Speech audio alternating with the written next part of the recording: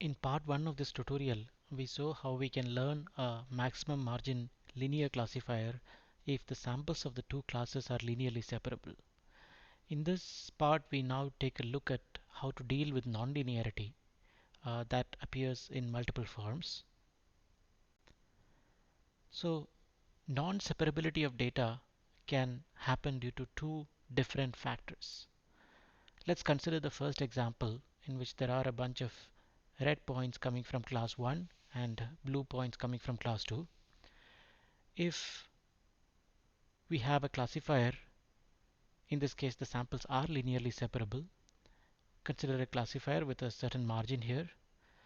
Now if there is some noise in the data or noise in the feature representation, this could result in some of the samples coming outside the cluster of points of the classes and enter the margin of the decision boundary. Now this set of samples are still linearly separable, however the margin is considerably reduced. Now things could get worse if the samples can cross over to the wrong side of the decision boundary. Now there is sufficient noise in the data that the samples are no longer linearly separable. You cannot draw a line in any way between the red points and the blue points such that all the red points are on one side and all the blue points are on the other side. So this is one reason why the samples may not be linearly separable.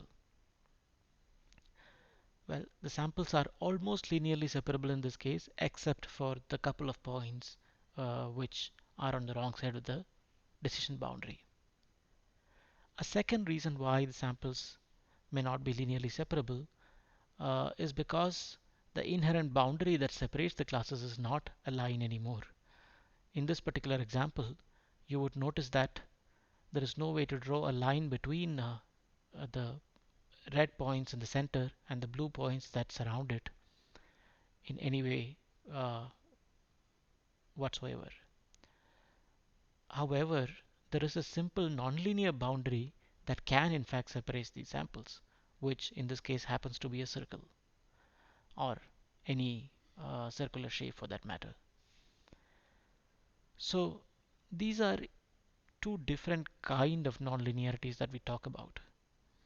The first case I would like to call it as not linearly separable, whereas the second case I would rather call it non-linearly separable. In the first case, of course, you can draw a nonlinear boundary, a very complex one, which can separate the samples. However, it's a very artificial boundary which would be an overfit to the data, training data. Whereas in the second case, it's not that way. There is a simple, clean decision boundary, a nonlinear one, a circle, which would in fact separate them. So these are two different reasons why the samples might become not linearly separable, and we would try to derive methods to deal with these two problems separately. We will first handle the problem of noise and bad features, due to which there might be some points which will not fall on the right side of the decision boundary. The solution to the problem of noise in data is in fact very similar to the regular linear decision boundary that we derive for support vector machines. The optimization function phi of w that we considered before was half of w transpose w subject to di times w transpose xi plus b is greater than equal to 1 for all I. Let's try to look at that decision boundary here. Now, when there is noise in data, what happens is that some of the samples will fall inside the margin of this decision boundary. Say for example, let's consider these two samples. The red point has moved a little bit into the margin and the blue point has moved a little bit more into the margin. In both cases, the samples have moved inside the margin, and one way to deal with this would be to reduce the margin and deal with these samples. So to deal with these samples, one solution is that we introduce some slack variables into the optimization. So what we are saying is that if you want to increase the margin by ignoring the 2 points that have now moved inside the margin, what we could do is introduce a slack variable psi I into the objective function, in fact into the constraint, and we can write the objective function as phi of w is w transpose w as before, subject to the condition that the samples are at least one away. That was the previous condition. Now that one away would change to 1 minus psi I away. So this allows certain samples to move inside the margin, and not all samples have to be at a distance of 1 or more in this example. So psi I allows us to create or make some allowances for some of the samples. Remember, psi I is a variable with a subscript of I, which denote that there is a variable corresponding to each training sample in the data. So we can actually allow selected set of variable samples from the training data to move inside the boundary, the margin, by introducing slack variable psi I. These psi I variables have to be greater than or equal to 0. If they are less than 0, that would mean that these points are already outside the margin, so we don't have to worry about it. Now, in this example, remember the margin is from the distance from the decision boundary to the extremes of these margins are 1 each due to our formulation. And you would note that psi i's are between 0 and 1 in these two examples, because they have moved inside the margin, but they are still on the right side of the decision boundary. Now the same formulation can be used for samples that cross the decision boundary. However, in this case, the value of psi I would be more than 1, and in the case of the blue point, and in the case of the red point, it has now moved all the way across into the wrong side of the margin, and hence psi I in this case would be more than 2. So let's say that these psi i's are something like 1.7 and 2.3. So by using the same concept of slack variables, we can deal with samples that are slightly inside the margin, as well as those which cross over the decision boundary and even possibly move into the beyond the margin of the wrong side. So to minimize training error, we need to now consider these samples that have moved into the wrong side of the decision boundary. Remember, in the previous case, we had said that we will set training error to 0, and then we will try to minimize VC dimension. And the test error or the risk during test phase was a sum of the risk during training phase and the function of VC dimension. Now what we're going to say is we will let the training error to be non-zero. We will let it be slightly above 0. However, if we can minimize the VC dimension by increasing the margin further, then that would result in a better test error rate or the risk during testing. So to minimize training error, essentially what we need to do is to minimize the number of points that cross over to the wrong side of the decision boundary. Or in other words, this quantity sigma I equal to 1 to n, the indicator function I, which takes an argument psi I greater than or equal to 1, this function essentially counts the number of samples for which psi I is greater than 1. Remember, when psi I is greater than 1, the sample will cross over the decision boundary. Now this becomes an additional part of the function that we need to optimize. Or in other words, what we would like to optimize would be the sum of half of w transpose w, which would be the factor that would control the VC dimension, and this factor sigma I equal to 1 to n I of psi I greater than 1, which would control the training error. However, this function becomes extremely complicated if you introduce this kind of a function part into the optimization function, because I is an indicator variable. It's a highly nonlinear function, which it's not a very well behaved function to optimize. So we kind of compromise and say that instead of optimizing the training error, which would be given by this indicator function sum, we would just introduce sigma I equal to 1 to n psi I, which would be an approximation for the training error. However, sigma I equal to 1 to n psi I is a much more well-behaved function, and hence it's easier to optimize.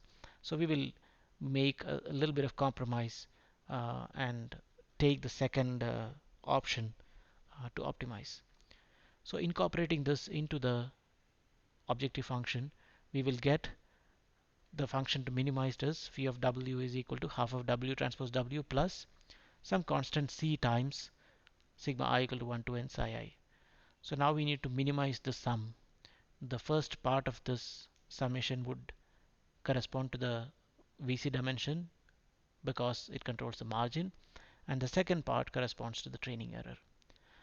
And the conditions we have already seen would be Ti times W transpose Xi plus B is greater than equal to 1 minus psi I. And we also note that psi I should be greater than equal to 0. Then only the samples would be moving into the margin.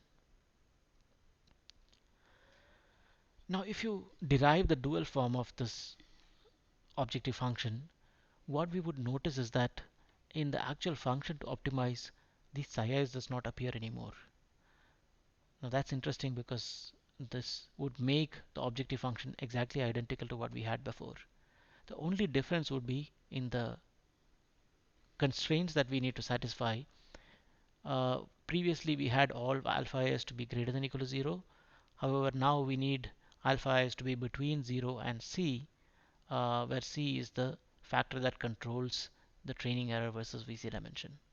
And just like before, we also had the condition that sigma I equal to 1 to n alpha I di should be 0.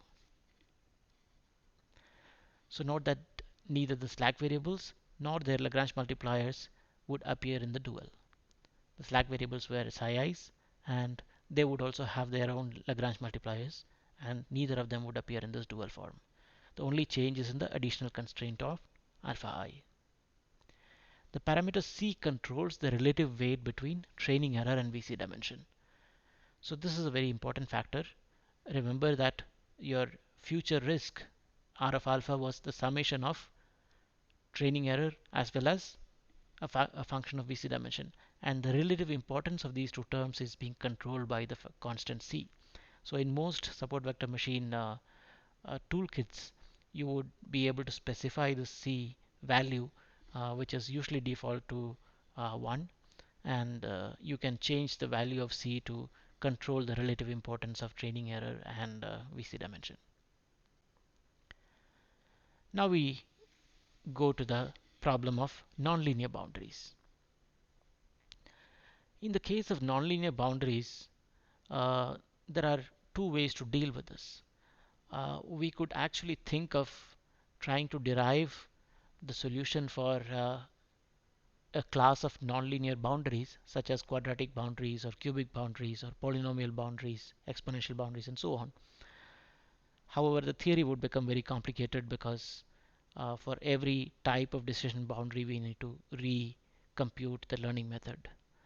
To get around this problem, what we are going to do is we will think of a mapping that would take the set of training samples that we have, in this case the set of two classes in two dimensions, into a different feature space in such a way that in the new feature space these samples would be linearly separable.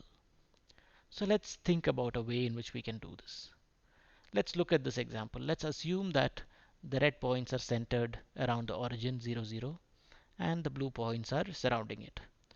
Now I have drawn the same picture on the right side in a three-dimensional space. However, the same two dimensions that we saw in the left is the ground plane here in the three-dimensional representation. So the origin is at the middle of the red points again, and the points are spread out on the ground plane. Now the question is, can we think of a mapping or a function which would map from a two-dimensional space on the left side to a three-dimensional space on the right side in such a way that in the three dimensions these points become linearly separable? Or to ask it differently, can we think of a function f which would map from x1 and x2 to a third coordinate x3 in such a way that the samples would become linearly separable. So what aspect of the red points and the blue points would allow us to say that, or what attribute of it, if we can compute, will clearly separate the red and blue points? So one thing that would immediately come to mind is that all the red points seems to be centered around the origin and the blue point seems to be farther away. So if we can compute the distance from the points to the origin, then that would somehow be large for blue points and small for red points. And if you give that as the x3 value, feature value, then hopefully these points would become clearly linearly separable. So let's say we take the distance from the points to the origin, or maybe the squared distance from the points to the origin. So in this case, this would be, if xy or x1 x2 is a point, then this would be x1 square plus x2 square would be the square distance from the point to the origin. So let's assume that we use this function x3 as x1 square plus x2 square. This will look like a parabola which is centered around the origin. This function will give you a mapping from the feature values x1 and x2 to the third feature value that we are now going to compute, x3. So for each point we need to compute this function and add that as the third feature value for each of the points, which would mean that these points would kind of jump up and fall along the surfaces of this paraboloid. Now this allows us a mapping now from 2 dimensions to 3 dimensions, and it is very obvious that in this new space you can think of a plane, a linear surface that would separate the red points from the blue points, something like this. And the intersection of this plane with the paraboloid would be a circle which is shown in the left side, which was in fact the line that would separate the training samples in the lower dimensions. So now we have the same set of points represented both in low dimensions and in high dimensions. In the low dimensions, the decision boundary is a nonlinear decision boundary, and in the high dimensions, the corresponding decision boundary is a linear decision boundary. So what we are going to do is we will define this mapping. Let's say we call this mapping as phi, and phi of x is the mapping that goes from low dimensions to high dimensions. So each point is passed through this mapping, and you would get a high dimensional representation. And we assume somehow magically that we know this mapping, and after doing the mapping in the high dimensional space, the samples are linearly separable. And note that phi is a nonlinear mapping into a possibly higher dimensional space. If the mapping is linear, then this will never happen. That is, points which are not linearly separable in the low dimensions cannot become linearly separable in high dimensions if the mapping is linear. Now to solve the support vector machine formulation using this mapping phi that we introduced just now, we will see how the samples occur in the training phase of the algorithm. We previously noted that all training samples occurred as dot product between pairs of samples. Now if I introduce a mapping into high dimensions, if each point is mapped into high dimensions, the objective function would be identical to before, except that instead of xi and xj, this would be phi of xi and phi of xj, which would be the representations of the same points in high dimensions. And what we are computing is the dot product between those 2 points. Now this is what we need to solve.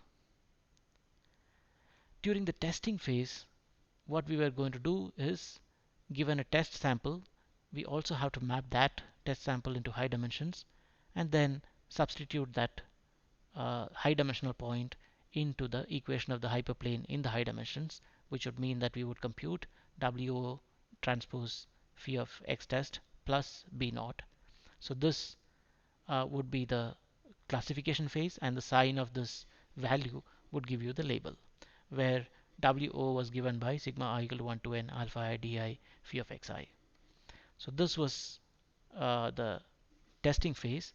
Now if I expand the equation of the testing label, you would notice that the label is in fact sigma I equal to 1 to n, the sign of sigma I equal to 1 to n, alpha I di phi of xi dot phi of x test plus bo. So once again, we note that even during the testing phase, whenever there are samples, data samples, they always occur as dot product between samples in high dimensions. Now, what we are going to assume that, well, first we note that we don't know what phi is, the mapping from low dimension to high dimension is. Now, since we don't know it, we are going to define a new function k, which would actually substitute for the mapping to high dimensions. So we assume that if we can find a function k of xy, which is equivalent to phi of x dot phi of y, then we can actually avoid explicitly mapping these points into high dimensions.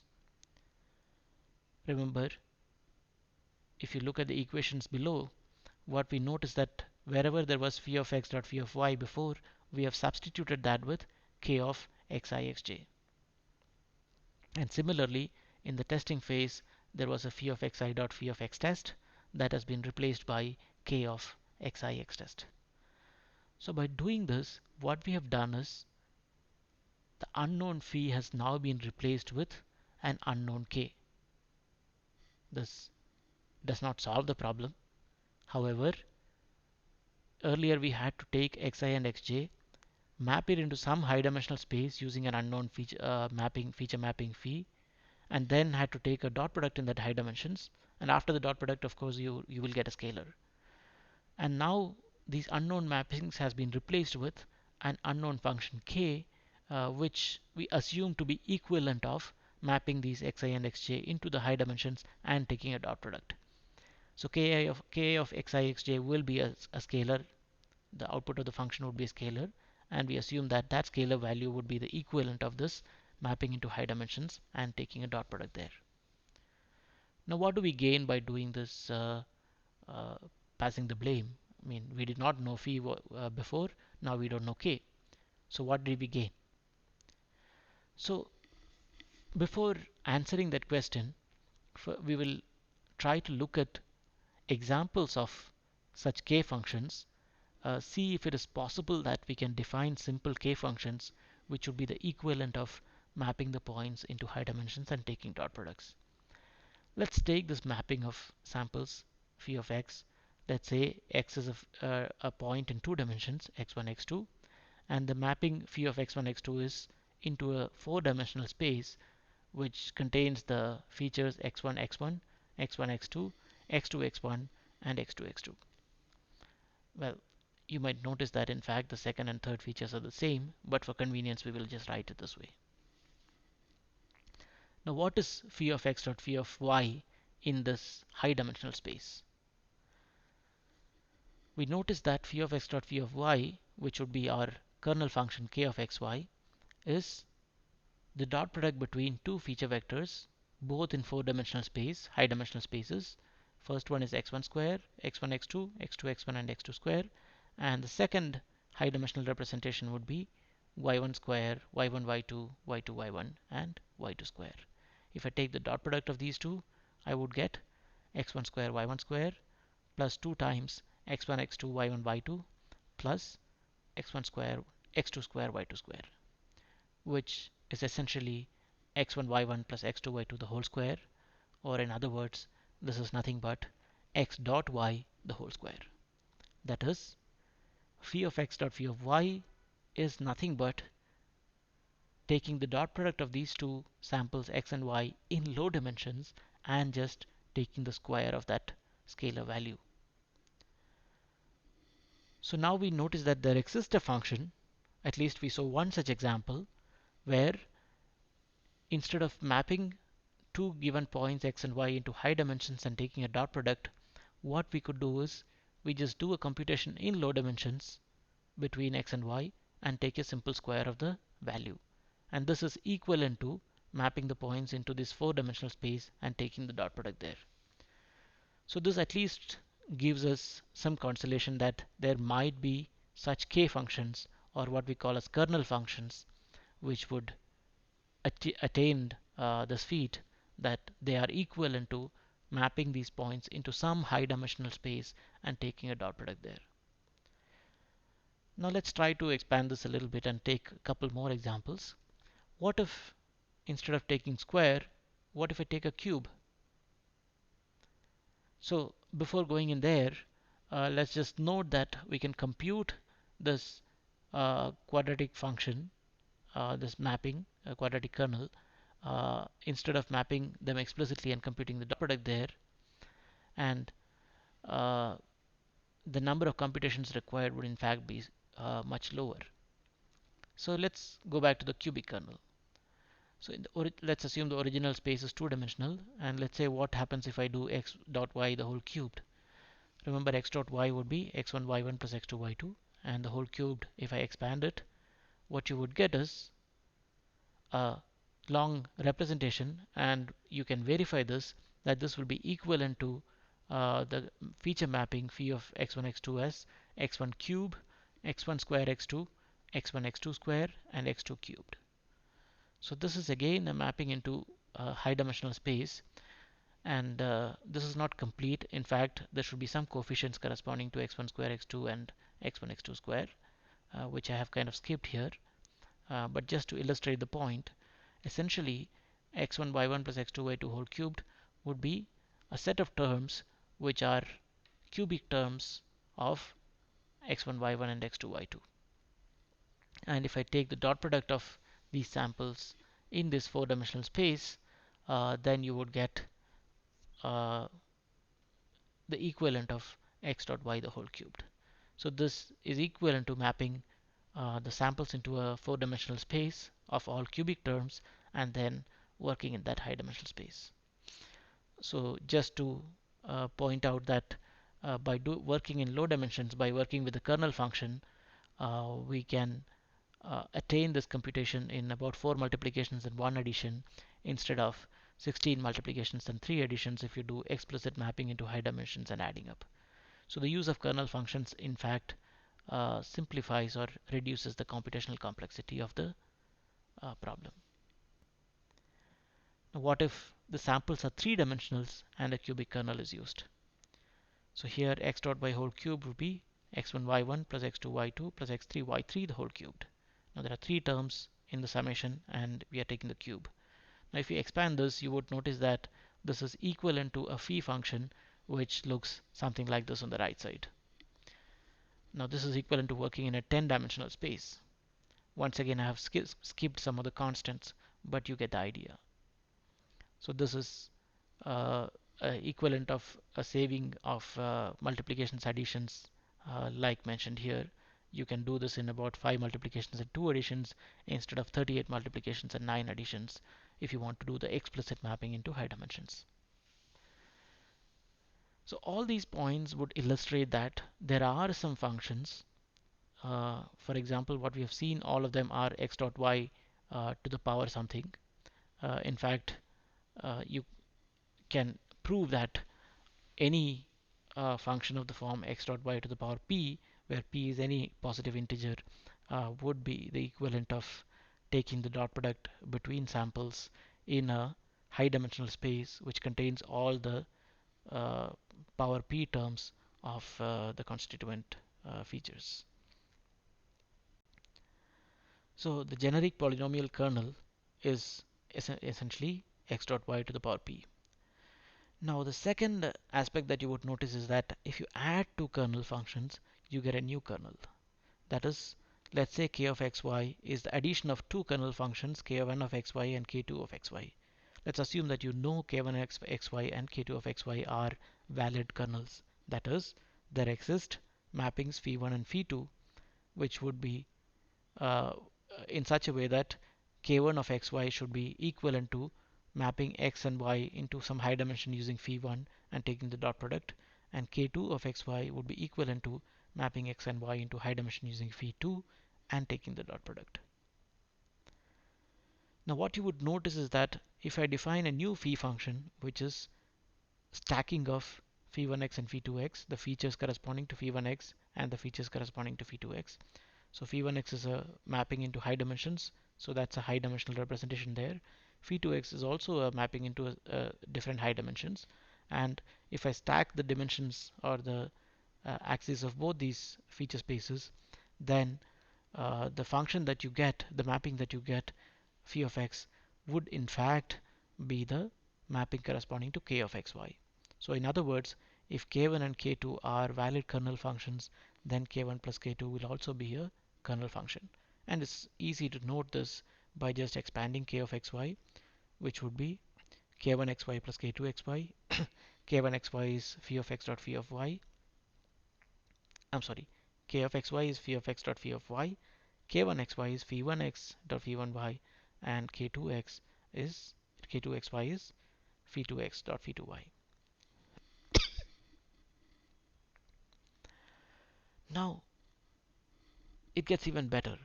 Let's assume we are going to compute this function 1 plus x dot y to the power p. Let's try to expand this one. What happens to 1 plus x dot y to the power p? This would be 1 to the power p plus some constant times x dot y plus some constant times x dot y square plus some constant times x dot y to the power 3, and so on and so forth until you get x dot y to the power p. And we have already noticed that each of these values in the summation are valid kernels. I have skipped the constant factors for convenience of writing. But we notice that each of these factors is a valid kernel, and hence the addition of those should also be a valid kernel. So this will allow us to compute a mapping into an extremely high dimensional space. Notice that when you sum up all these factors, this would be equivalent to stacking the feature vectors corresponding to x dot y square, x dot y cube, and so on and so forth.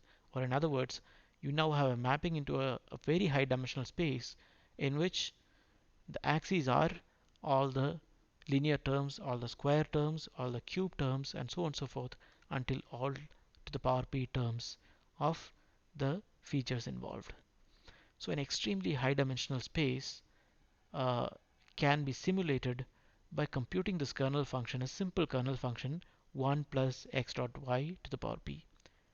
Remember, to compute this, all what we need is x dot y, which is done in low dimensions. It will result in a single scalar number.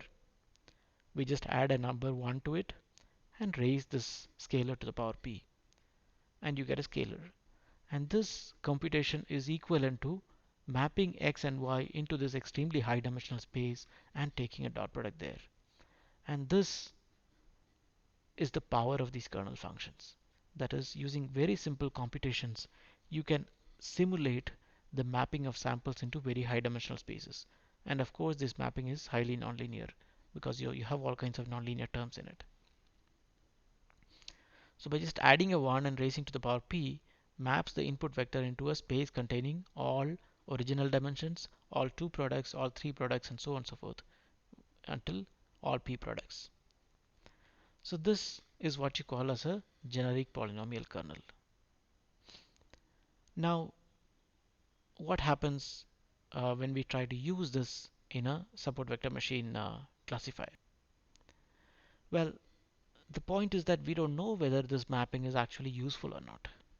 That is, even if you use this mapping of all square terms or cube terms and on all power p terms, we don't know whether that feature space will actually linearly separate the samples. Okay, so we need to find a valid kernel function that can achieve this solution for us.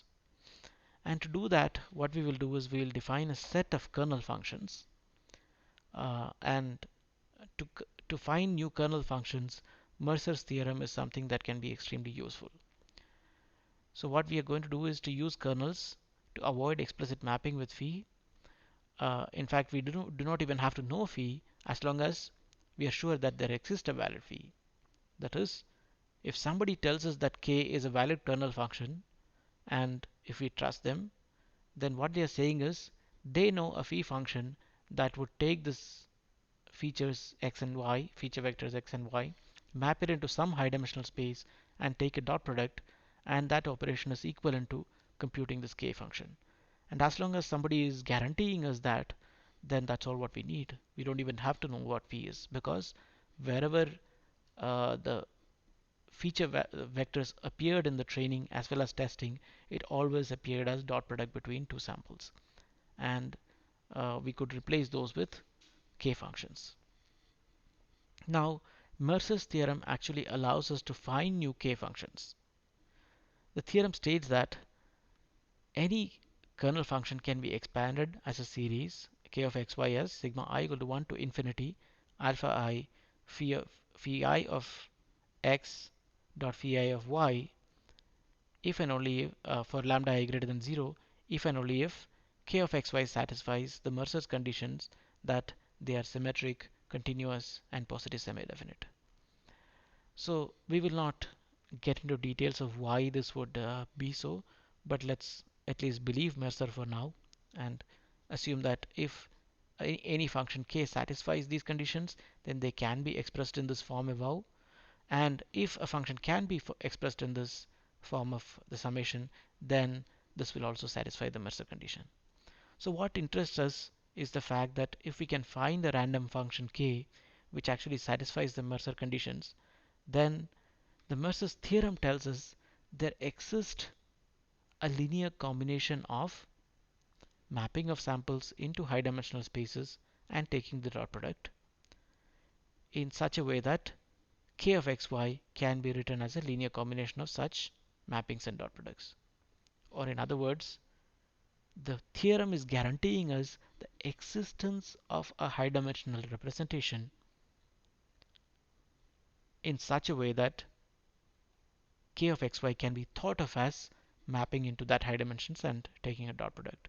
So we don't even have to know now what the phi function is. We just take a kernel function k of xy. We don't know whether it's a kernel or not. We just test for the Mercer's conditions, and if the Mercer's conditions are satisfied, then we can blindly use k of xy as a kernel function, and Mercer's theorem will guarantee the existence of a phi, and that's all what we need. So this allows us to now invent new kernel functions, and people have done so. Large number of kernel functions have been invented, and we can use those now blindly in our support vector machine classification. And it's possible that some of these mappings would actually separate the samples and make it linearly separable. So some of the popular kernel functions that are used are the polynomial kernel that we derived before, which is kp of xy is 1 plus x dot y to the power p.